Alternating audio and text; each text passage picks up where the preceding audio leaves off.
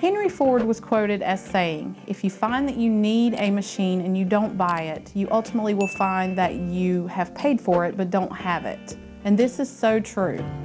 Take buying a vapor blaster and how much it costs. The things to consider when looking at purchasing a vapor blast cabinet is what size are the parts that you're going to be blasting? How often are you going to be using it? Is this for personal or is it for a business? The great thing about the vapor blast cabinet is that you can choose the options that work for you, quote unquote, the bells and whistles. Do you need a windshield wiper? Is the lighting important to you? Do you need water access? Is it something that you need open or closed loop system? All of these things we're happy to discuss with you in the sales department. We also want to discuss with you the fact that we offer a lifetime warranty, so you're fully protected. Also, if you start out as a personal and then it grows into a business, we have an upgrade option, so you can trade it in without depreciation. We've also got several financing options.